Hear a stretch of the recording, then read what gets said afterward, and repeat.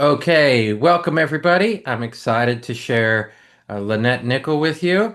Lynette and I don't remember when we met Lynette, but Lynette started a Facebook group nearly 10, I think we're 2016 or 15. I'm not sure I remember. And she started a group called Adventure Therapists in Private Practice. And what we started doing was about once a month, if I remember correctly. We used to get together and have a discussion about not like traditional supervision, but just almost peer support about our outdoor practices. And it was really awesome. We got together at a conference in Montreal and did it in person. And so I've always referred to Lynette as our fearless leader. And so I'm excited that she's back. I don't think you presented, was it last year or the year before for Social Sciences Week? But either way, Lynette is back, and Lynette has an interesting practice and a really keen eye for critical reflection and professionalism in social work. So I'm really excited to have Lynette here. I know it's 9 p.m. for you, Lynette, so I will zip it and let you do this late night presentation. So thank you so much for being here, and I'll monitor the chat for you. So take it away. Thanks, Will. Yeah, so just a little bit of background about myself. I'm up here in Winnipeg, Manitoba, Canada. I'm a registered social worker here. I have an MSW, and I've been running a private practice here for 11 years, and we use mostly nature-based interventions. I do a lot of clinical supervision and consulting at this point, and I'm really passionate about feedback-informed care and deliberate practice, and I'm always trying to learn more about those topics. And that is the very kind of professional spiel that I usually give at these sort of beginnings of these talks, because people are usually curious about where is this person coming from, what background and experience do they have. So that's my professional kind of spiel that I give at the beginning of these things. But today we're really looking at that mix of authenticity and professionalism. So I'm also going to take a moment to get a little bit more real and to also just share a little bit about my day and where I'm at.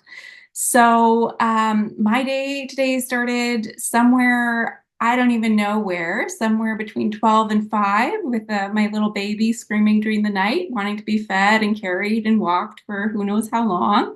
Then actually was me getting up at 5 in the morning, feeding the kids breakfast, getting the oldest off to school, going to the park with the kiddos, getting ready for a community barbecue, all the while responding to emails, consulting with clinicians, attending meetings, and like Will said, it's 9 o'clock here now. So I'm feeling pretty down in my battery right now. So that's the real me right now. And I want to just pause with that for a minute and sit and let you reflect on that for a second and think about if that changed any opinion you might have had about me. Hearing I'm a mother of young kids, that I have a baby who's up all night. Did that change at all how you're showing up for the workshop right now? Did it maybe make you feel more engaged? Did you go, oh yeah, I can connect to that, or I can relate to that. It's been a rough day too. Um, did it make you want to share anything different during the workshop today? Um, I want to pause and see if it made you feel anything. Did you feel anything toward me? Did you feel any empathy? Did you feel sympathy? Did you feel annoyance or boredom? What did you feel? Um, yeah. And did it kind of make you think more about the goals and topic of today, or did it make you kind of be like, okay, let's just get on with talking about something already, right? What did it make you feel? So hold on to that and think about that, reflect on that. And I'm going to start out by talking a little bit more about why I'm interested in this topic of authenticity and professionalism. And I want to share a little bit about what just I've been observing in the field anecdotally. Then I'll do a little very brief dive into what kind of the more academic discourse on this topic has been, and then go into more considerations about what are things to consider when trying to strike this balance between authenticity and professionalism. I'd like to try and make this as interactive as possible because really this is about you figuring out where the right balance between authenticity and professionalism is for you. I'm gonna Well, in this try. in the spirit of being interactive, you got called Superwoman in the chat box. So Nice. you can use that to charge the battery a little bit. Okay. I'll Great. hold on to that for sure. Nice. So when I started doing my training, which when I was preparing for this, I realized that was 20 years ago when I started doing my training. So when I started my training, it was very much a blank slate therapist is what I was trained as, meaning I was taught to keep my expression very blank. Um, Especially when clients are sharing any sort of intimate details of their life. I was taught not to be reactive, to let my expression be neutral when a client is sharing. It's my idea, it's my belief that kind of behind this was that we should be thinking about caring for our clients rather than having them care for us. To invite clients to share their most intimate details without worrying about shocking their therapist or their therapist's reaction or their therapist's approval. And really, through the years, I've had clients that really resonate with this. They've told me things like, oh, I've been unable to share this with anybody else because of those very reasons of not worrying about managing my emotions or my approval or how shocked I would be by what's happened or worrying about trauma dumping on me. And I've had clients who really trust that professionalism in the relationship and the boundaries of the uniqueness of the therapeutic relationship being a space that is all about them and not a two-way street, and that the focus for the whole hour is totally and completely on them. And they like that. On the other hand, over my practice and doing other trainings, I've noticed a shift in my own practice where just in the field and generally as well, just this idea of being more of an authentic therapist, of reacting more, of sharing more. I've noticed lots of Psychology Today profiles and websites coming up with words like authentic. I'm the most authentic therapist or the most real therapist. I even saw one website that was saying like all our pictures of our therapists are done without filters. And they're all like real images of our real therapists. And yeah, almost at the outset of the therapy relationship, therapists are self-disclosing in their marketing. And I pulled up some just examples of that I've seen. So things like therapists putting on their Psychology Today profile, like my dad died last year. I was sexually abused. I developed an eating disorder. I'm neurodivergent.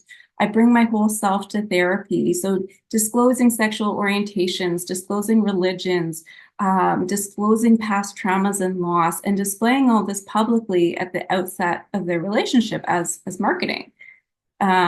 My assumption around this is that they're wanting to immediately relate to their target population of potential clients, that they're trying to normalize client experiences, reduce shame.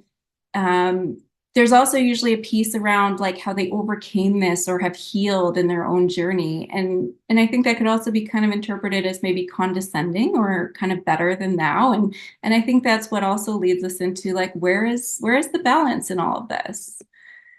So with that, I'm curious for you to kind of reflect here about where you would place yourself on this scale of blank slate to totally real. If this was a scale of 10 with 5 being in the middle, where would you kind of put yourself? And Will, maybe you can, if people put it in the chat, maybe you can just kind of shout out a couple numbers that you see just to see if there's a range or if we're all kind of at the same spot.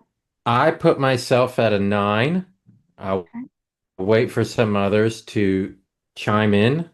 Um, but I put myself at a 9 probably because I find it very hard to consider myself a blank slate. I've been there previously. Fiona is at a 7 or an 8. Um, but I remember I've probably told you this story, Lynette. Um, John says he tucks his shirt in, which is not very John, so he's probably a five. And John's entire life is all about staying medium anyway. Um, but I remember when I started True North and the first client came for one-on-one therapy, and I thought to myself, what should I wear? And I put on this really itchy sweater. I was like, well, this is what therapists wear. And I remember sitting in the session, like wanting to explode out of my skin of not being who I am. You know, it was so bizarre and uncomfortable. Um, Graham Pringle says he's an eight, but he feels also sometimes he's unintentionally a three or a four because he can have a really blank face when he's thinking deeply. Um, and Fiona puts a 7.5. Not that she's practicing right now, but that she has been trying to practice and preach authentic leadership for some time now. Mhm. Great. Okay. Thanks for Where sharing it. where do you put yourself? Where do I put myself? I would say, well, I'll get into that a little bit Okay. more as we go through, because I think I kind of vary depending Hmm. on various things like situations and also a difference, which I'll get into later, about like authentic presence versus like our own self-disclosures and things. So I'll get there. But I would say probably closer to that five kind of area, generally speaking. So, how we present ourselves in therapy does have an impact on the therapy process and outcomes, which I know is one of Will's favorite topics is outcomes. So just a little bit of a look at the discourse on this. So Freud advocated very much for the protection of the patient, remaining neutral, the process of analysis, a very that stand back professional therapist. Satira thought the self must be used. The sense of self as a therapist is essential. It was the therapy process is the meeting of the deepest selves. And Carl Rogers is obviously a leader in the client-centered relationship realm. He talked about the therapist being a model, believe the therapist should have genuine engagement in the therapeutic relationship, empathy, congruence, unconditional positive regard for the client. And Charles Kramer talked about therapists needing to reveal themselves, that therapists are a model for patients, whether they like it or not. And he questioned more about how is this best done and determining what sort of person the therapist should be with clients. He acknowledged that self-disclosure is essential to good therapy, but gave a lot of guidelines and suggestions for that. And I'll get into some of those. He talked about the inherent risk to self-disclosure, about how sometimes you can say too much and sometimes you can say too little, and sometimes there's bad disclosure. And talked about looking for this optimal boundary. So some of the benefits he talked about too were disclosing the inner process helps clients to do the same, and demonstrating empathy and modeling behavior such as conflict resolution strategies in your own practice. So most of these bigger kind of giants in the field lean towards having more of an authentic relationship, client-centered relationship with clients. So if we look a little bit more into this, looking at what is on the side of being more authentic, so it can build the therapeutic relationship more, it can demonstrate and teach empathy to clients. The idea that seeing people as needing protection from the therapist in a sense is disempowering. Sometimes the therapist not sharing or not self-disclosing can have more to do with the therapist's own avoidance or discomfort than with the client's benefit. And that there's this sense of giving and receiving. It's a two-way street, and that it promotes the client's self-discovery because they don't feel like they have to be presenting something that they're not. They feel like they can be more of their authentic self. So I'm curious to know from the folks here today what you see as being some of the benefits to being a more authentic therapist. And you can either put it in the chat, or I think we're a small enough group that if you want to use the mic. Is that possible, Will? Yeah, yeah, yeah. Whatever anybody wants, if they want to unmute, for sure. I think while people are thinking about it, one of the things when I was doing my PhD research and talking to a lot of young people, this idea of almost like humanity came out where they were like, one example was young person went on a program, a venture therapy expedition here in Australia, and his maths teacher came on the expedition as well. It was a school-based program. And he was like, I hated this guy. I thought he was such a jerk. I would do anything to get kicked out of his class. And then he said when they were out doing things together, he was like, oh, I realized he was a person. And so I think there's something about authenticity that can bring people in. John says it's simply honest, and it ends up being in the literature a real relationship. Um, so yeah, I think I don't know if there's more there yet, but yeah, I think sometimes people said that I could and this was children to adults. So we know that kids, when they see their school teacher at the grocery store, it's weird because it's like that person doesn't buy groceries. Why are they outside of their classroom? But I think that's one of the things people are trying to avoid, that it feels like um, they can see the real person in the worker.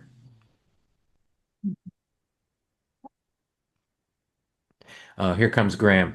Authenticity helps the person observe a reasonable person responding to their story, which may help them reinterpret their beliefs about their story. So, in essence, we see what Graham is saying might sound a bit like congruence, like how we actually is our response to people, or is it a congruent response? Mhm. And then another person says, human to human response, make the other person feel like we are as equal as we possibly can. Mhm.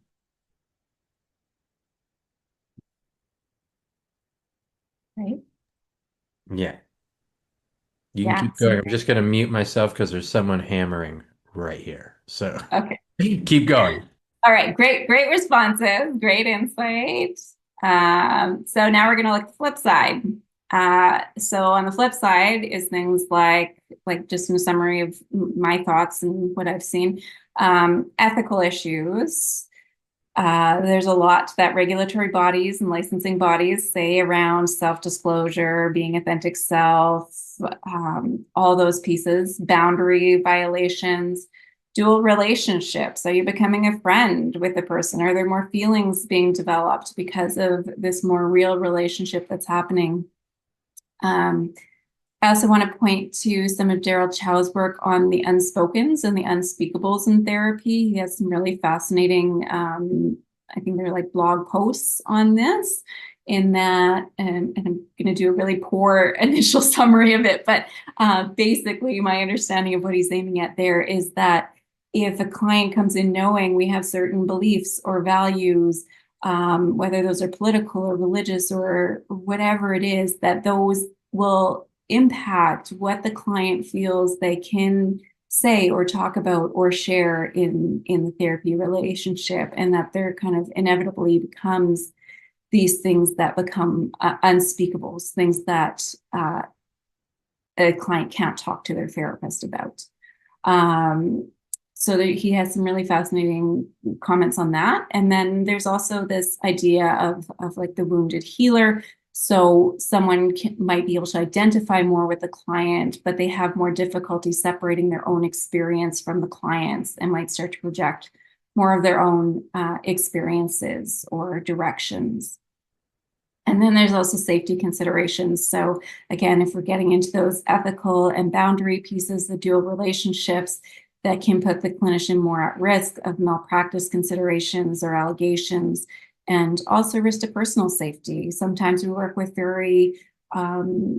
clients who have very severe mental health concerns, and what does happen if they know that you are a parent or where you live or different intimate details of your life that could potentially be used if things go kind of sideways in that relationship. So those are some kind of pieces that I brought up on the flip side. But again, I'm curious to hear what the group today has to say about some possible flip sides. I think one of them, and I've actually experienced this when I was a younger person, was sitting with a therapist and thinking, getting to a place where I felt like I was holding space for them. So I was like, wow, this person is so unstable and like this is ridiculous. And so I think sometimes it can definitely become that. I also think, and I see this quite a bit in the outdoor therapy space, and definitely people go right in the chat while I ramble here. Um, the one thing I see in the outdoor therapy space is without having any structure to your work, it ends up being where it's like, why does the client come to see you? I'm not sure. He likes the time we spend together. And it's like, is that a social work or therapy relationship, or is that just a relationship?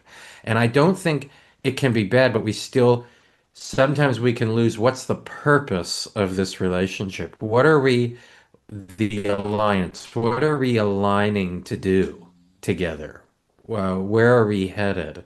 And so that can be a bunch of different things. So I've definitely seen um, the dual relationship interfering with actually just the structure and purpose and meaning of work.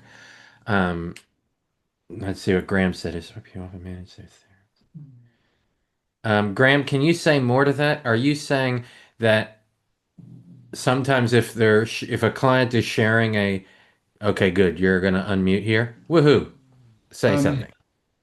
uh, I wonder if often the person seeking help has got a whole lot internally that they would like to talk about, but they don't know whether the therapist is capable of Mm. receiving that. So they give them a little bit and see, they test the therapist out. And if the therapist is being really authentic back, but not a safe container for that experience, they might just stop giving that information because they don't want to hurt the therapist. I've heard of that happening. Yeah, Yeah. I think that makes sense. Thanks, Graham. Yeah, and I've put Yeah, everything you're bringing up. I put the Daryl Chow blogs in the chat as well for you, Lynette. So back to you. wonderful. Thank you for that. Yeah, so I love those insights on how does it affect the structure and how does it affect if the containment. Yeah, so great.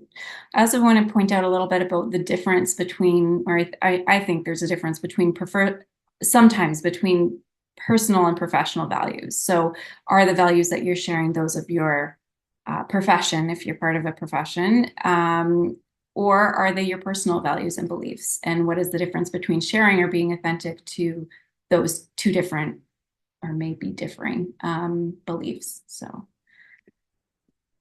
other considerations that I kind of came up with when I think about all of these things is your population that you're working with. And if you are working with youth, if you're working with adults, if you're working with seniors, if you're working with very young children, this is obviously going to change how you're presenting yourself. I know for myself, if I'm working with kids, I'm super animated because it's just to be engaging with kids. It's like, I'm a totally different therapist than when I work with youth, and I'm a totally different therapist than when I work with adults because I change how I am with each of them. And in a way, there's still an authentic piece to all of that. When I play with my own kids, I'm different than when I talk with an adult. So I think we vary depending on the population we're working with, and also with what the presenting concerns of the client are. So again, are we working with clients who have very complex trauma or have witnessed really terrible or awful things, and they're looking for a really safe container, as Graham was saying, to put that in, or to have somebody that they don't need to worry about that response from. So what are the presenting concerns or what are the goals around therapy that you're working with, and then also the settings. So how do we change ourselves and how we're coming into therapy based on whether we're working outdoors, whether we're working in an office, whether we're working in a community-based setting. Then I think there's also cultural context. So some things may not be appropriate to share or self-disclose or be authentic with in a certain cultural situation or context than it is in another. So I think these are all kind of things we need to think about and consider. Also, the theoretical orientation or model that we're working from may have different kind of standards or ideas around how to show up authentically. So if you're working from a very somatic lens, it might be about how is your felt sense in that session? Are you sharing your own felt sense with your clients? Are you sharing your own somatic presentations or experiences with the client in that session? Are you reflecting that back to the client, how you're responding? So there's some changes that happen there. I think there's also a role that ego can play in this. So is it about you or is it about the client that you're saying something or sharing something? Is the focus really on the client? Is there a sense of humility or is it a sense of ego? And how are those two kind of playing off of each other? And the piece about power dynamics. So inevitably there's power dynamics present in a relationship, in this sort of relationship, a client and therapist relationship. So where are those coming into play in terms of maybe mandated reporting, things like that, when it comes to being, authentic and kind of being very real in relationships? Where are those boundaries? And then professional licensing and regulatory bodies. So some regulatory bodies really spell out about like their boundaries in terms of what they would view as appropriate self-disclosure. So thinking about those pieces, I also want to reflect a little bit on outdoor therapy and what that looks like in terms of all this. Because again, we talked about setting being important. So in the outdoor world, you're sharing an experience together, which right away lowers all of those power dynamics. It lowers the authority of the relationship. It's more relational just by the being in that natural environment together. So if it rains on me, it rains on you. It's just we're in this together. There's a lot of authenticity that just comes from being in an outdoor setting. One of the things too in an outdoor setting is that at times it could be less structured or more flexible. So you may have a plan and then that plan changes, maybe based on weather or maybe based on what's presenting in the natural environment. So that can often feel more authentic because things are changing based on that real world environment. And I think there's a piece of empathy being naturally built in when we work outdoors. I know I've had times where I've gone and I've fallen on the trail or I've stumbled on the trail. And it's interesting to see, like, does the client respond to that? Do they ask if I'm okay? Is there a natural piece of like, oh, are you okay? How are you doing? Or is that not, present for that client? And seeing if there's those opportunities to build in that empathy, or oh, it started raining unexpectedly, I have a raincoat, you don't, like, how are we managing that, right? So I think there's considerations around all of these pieces. I'm curious to know, I think most of the folks here are outdoor therapists or wanting to be outdoor therapists. So I want to spend some time on this slide as well, just kind of seeing how you feel being outdoor therapists affect your authenticity in relationships. Yeah, I think it's interesting for me while people get ready to share their thoughts. One of the things is I'm such a I all my experiences in the outdoors as a child come back to me and so there is always this little bit of me that thinks, oh, here I am canoeing with this young person, and this is me just actually pushing my hobbies onto people. And so I want to be really mindful of, even though we call it outdoor therapy, I'm kind of thinking to myself a lot, is this a therapeutic experience? Like what is like getting away from therapy as a thing into what's the actual purpose of what we're doing. So for others who have outdoor experience, how does your um, How do you bring this stuff to your outdoor work? You can type that or unmute, whatever you'd like. Yeah, or even if you have examples of how you've seen being authentic or being more professional working in an outdoor setting. Graham has written, "It is really windy today. Why is nature doing this?" Is there a metaphor or empathy with nature available today? Nature is giving you exactly what you need, Graham. Yeah. Um, I mean, John, you had an experience recently, if you're here, of walking with a client to go get a chai latte or something, and you said that was really interesting. Yeah, sorry. But yeah, look, because yeah, I'm in an off. I'm not an outdoor therapy person, Mhm. but I'm kind of in an office, and the kid didn't want to be there anyway, and his worker was waiting for him, and I really needed a chai myself, and I thought didn't really communicate that well. Anyway, I said, "Do you want to go get a chai down the road?" And he said, "Oh yeah." Because Will was saying someone's doing a study in walk and talk therapy, and also Graham's talked about it as well. And so we walked down the road to get it. I asked his worker if it was okay. She said fine. So we went down the road. We got a chai. The way he walked, the way he talked was so different than in the room. Like he stood straighter. He communicated better. He talked about because we passed some things that he went to. Like he goes to a gym. He said, "I go to that gym. That's my instructor." I just heard so much more of him in our walk than I would have if we were sitting there because yeah, he didn't want to be there. His carers bring him. Yeah. So yeah, that was really interesting. Yeah. Thanks, John. So yeah, by you authentically being like, I need a chai, let's go. Like this is awkward for me too, that you opened up that avenue to just, yeah, be open and real and connecting. Yeah. Yeah. I think it's interesting, and I know many of us work with young people and others work with people from all ages.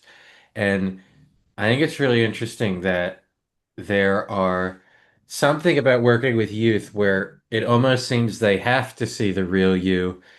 And so we have to have really good self-awareness and critical reflection of how we are presenting when we think that we're being, this is my authentic self. And is that presentation of yourself actually meaningful and useful to the client, or is it sort of putting them off? Graham writes, following John, the embodied experience, interacting with nature, and feeling that we are a part of nature is different than thinking of nature as a painting to observe. That's a good point, is actually being in it and doing something together. Um, and something we've been thinking about recently is actually doing something. It makes emotionally charged conversations not as intense. So, like many people know this when if you're driving with a young person and they bring up something in the car or you're playing cards, like that's where they can go deeper because it's not as in the emotional intensity isn't as charged. So that's another thing that happens by the shared experience of doing something. Yeah. Absolutely. Yeah, it's great to hear about some outdoor experiences from everybody.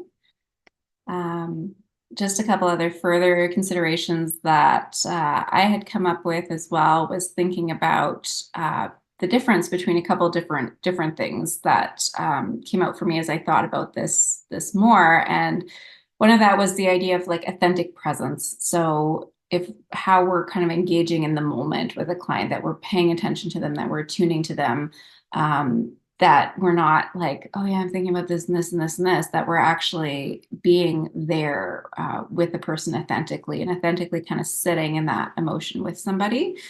Then there's the idea of like personal self-disclosure. So like, oh yeah, I got, I'm having a rough day and this is what's going on. And oh yeah, I was sexually abused too, and all these things, versus like the relational self-disclosure of like, this is what I'm noticing happening right now in us together. And I think we do that a lot in outdoor therapy, where we're in something together and we can reflect on that experience. We can build metaphor in that experience, all being very authentic with what is happening in that session, without even drawing necessarily on our personal lives, but being open and honest and authentic with what's happening for us in that moment. Like, I'm really cold or I want a chai latte. Like we can use those things right in session, in the real present moment.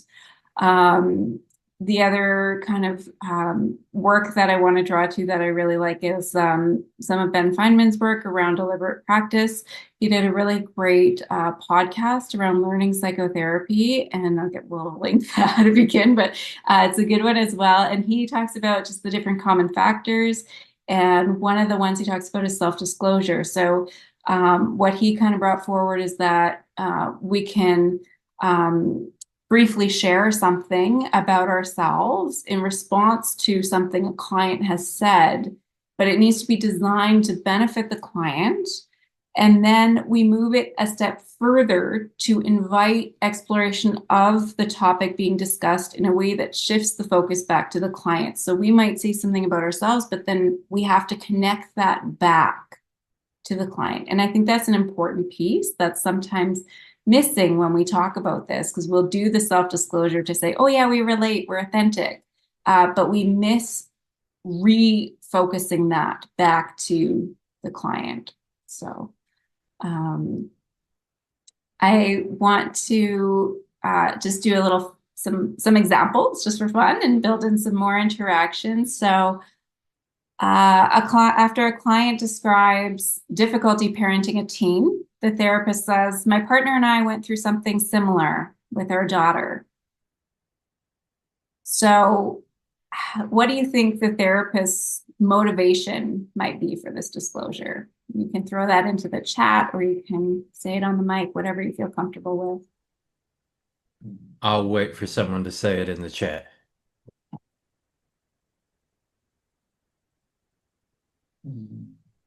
You know what my immediate thought was? I won't answer your question, but my immediate thought when you said that, when you wrote this, Graham says shared understanding. Another person says understanding of parental challenges. So people having a shared understanding of something. What I thought is putting this in, when the therapist put this in past tense, John says normalizing the experience. So we went through something. It made me think, oh, so you have all the answers. Tell me what to do. Like you went through, so it's over. Tell me. Anyway, what do you think, Lynette? So that, yeah, shared understanding, empathy, normalizing the experience, um, being real that everybody has parenting challenges. Mm-hmm. Yeah. Yeah. Yeah. Great responses. So yeah, I think that would probably be why somebody would share this as well. And yeah, just building that shared understanding, that empathy. And this kind of seems, fairly benign. Like they're not sharing details of it. They're not, saying what happened. Like Will was saying, it does say through. So some people could interpret that as, okay, like, great, this is somebody I want to talk to because they understand and they've been through it and they've come out the other side. Or it could also be that kind of piece I was talking about earlier, where it's like, oh, are you trying to say you're better than me because you've gone through it already, or you're better than me because you're not in that situation anymore. So always thinking about, yeah, how is that being interpreted by the client, and checking in with the client, looking for feedback from the client if needed. And then going back to that skill again of, now how are you relating that back to the client? So what would be that next step to this? How would you link that back to what the client is saying? So you've done the self-disclosure of, I went through something similar with our daughter. Then you need to go to that next step still of relating it back. So we don't know what that looks like for this therapist, but just want to point out again that skill. Okay, so another one. In a session about family trauma, the therapist says, my parents were abusive too, and I still can't forgive them. What do you think might be the therapist's motivation for this disclosure? Hmm. While people are writing in the chat, this is an interesting one for me. It Yeah, I won't impose my worldview. I won't disclose what I think about this one fully. Yeah. Uh, So while people are kind of writing, you could also, some other things to maybe think about. If that question maybe didn't land for you, like other parts to think about is, do you think this is serving the client or is it unburdening the therapist? yeah. Um, And so Fiona says, is this question, you know, um, it's, and someone else says it sounds like too much sharing and not that helpful. Like, it could be if the client is, this is what Fiona's saying, that if the client's like, if the sentence before this is like, people are saying I need to forgive my parents and I don't feel like I want to forgive my parents, then you might say, yeah, I still can't forgive my parents either. That sort of makes sense in the context of it. Um, um, Graham says it's an odd end statement. I'd think more, it has been hard to have a real, I don't know. I don't know what you're saying, Graham. I think you typed too fast. No, I'm thinking that I still can't forgive them is a pretty definitive personal statement that then projects That's, yeah. potentially some thought that that's what should that's where the person will go. I think it's something like it's been hard to have a relationship with my parents. It makes that acknowledges the difficulty, but doesn't sort of project a necessarily a conclusion. Yeah, it kind of it's that was sort of my thought about this statement is it can lead to thinking, um, now my goal for you is to also be just like me and never forgive your parents. Yeah. What do you think, Lynette? yeah, so yeah, I think it goes more on the bridge of being a bit more like I think the first example I showed is more on that ethical spectrum of appropriate. And now we're getting more into the kind of questionable, like, well, how is this relating back to maybe the therapeutic goals, or how is this the direction the client wants to go in as well, and you're just normalizing it, or what's kind of happening here?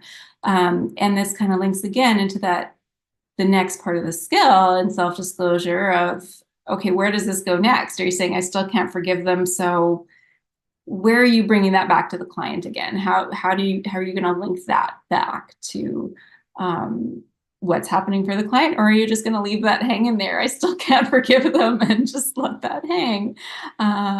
Yeah, so there we go. Okay. And that last example, in response to a client's affair, the therapist said, I cheated on my partner once and honestly don't regret it. So again, what's the therapist's motivation? How is this impacting the therapeutic relationship? And is this serving the client or is this unburdening the therapist? So if there's any thoughts on impact on the therapeutic relationship for this one or motivation? Yeah, it's this is a fact. This is, yeah. I can see it as this is like I wonder if this is like trying to be cool. Like trying to score. What's there's a Nelson Mandela quote. I won't remember, but it's something like trying to, if we really want a revolution, trying to steal cheap points is not how you go about doing it. And so this one is um, an interesting one about, yeah, yeah, I think it would be hard to prove what's the point of this disclosure. I don't know what others think. I'm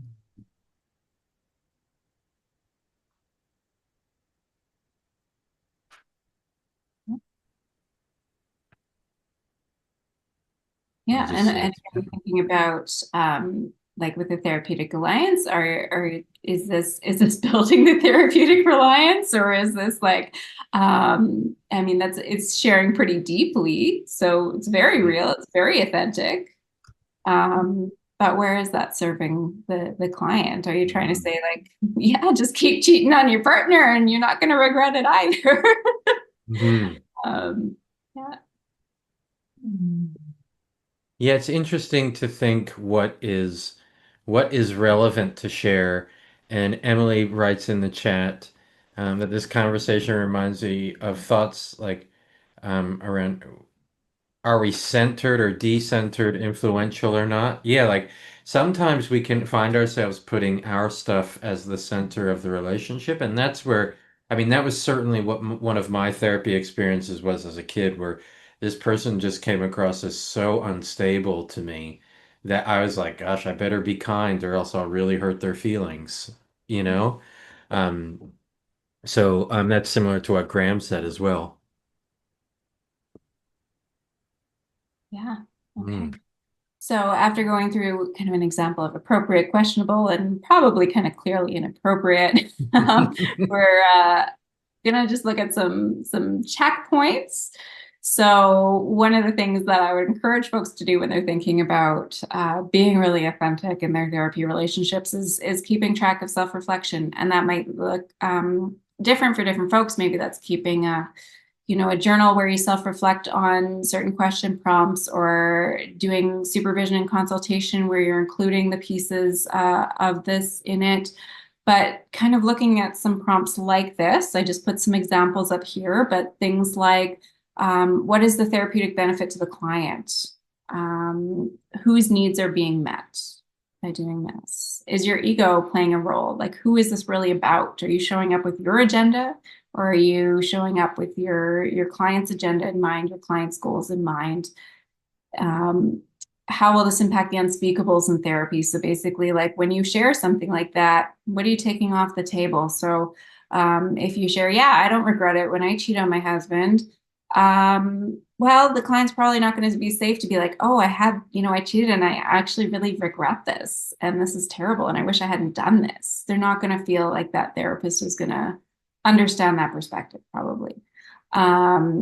So another one, how will this affect boundaries in the therapeutic relationship? What is this going to shift or change? So those are some checkpoints that I had kind of come up with through this. And I'm looking at the time, and I'm feeling we're doing good. We have some time left for questions. Before that, I also want to just hear what people's key takeaways were. So again, if you feel comfortable typing that into the chat, like what's something more that you want to leave here thinking about today, or doing, or what's something that stood out for you from today? Just a quick word or sentence of your key takeaway would be great. Yeah, that would be great while people are typing. For me, I think it just gets back to my own intentionality. And for anyone that's worked with me in different ways, whether that's John in the academic world or people that I've worked outdoors with, um, I can be impulsive and high energy, and then I don't think about, so just pausing for a second sometimes to be a bit more intentional with why am I doing what I'm doing. But yeah, keen to see others in the chat box as well, what they have thought.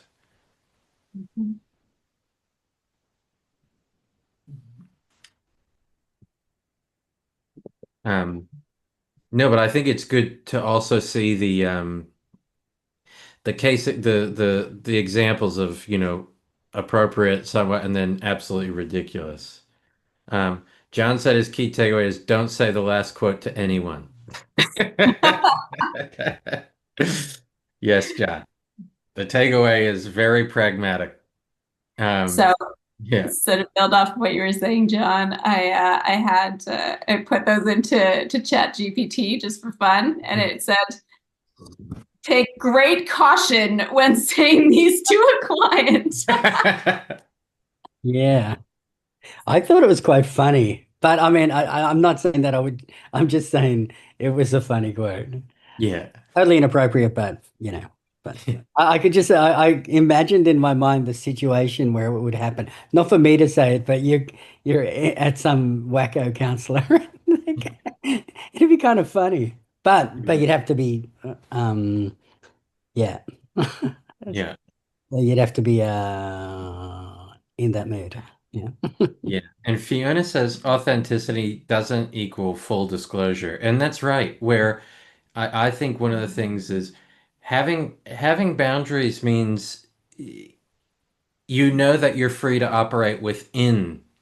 This is where you can do whatever you want. So boundaries actually make us feel, they give us a sense of safety, you know? And so with that safety, you can take risks, just keep them within the boundaries. Mm. Mm. It's a nice closing containment wall. No, I like it. Okay. Oh, actually, one more thing, Lynn. I was thinking, like when you began and gave your professional sort of presentation of yourself, and then when you'd said, "Here's the real," I thought that was no. I mean, I just thought, yeah, that was interesting because one was realer than the other in a sense. Yeah. Yeah. Like your real life, in a sense, having children, the baby, and yeah, it minimized the work. That was really small in that example. Yeah. Mm. Yeah, It that's made me more real, right? It Yeah, made me yeah, a person. yeah, Yeah. the real person was bigger than the yeah. And in the real person, the job was minimized. Yeah, it was only small. Yeah. hmm Mm.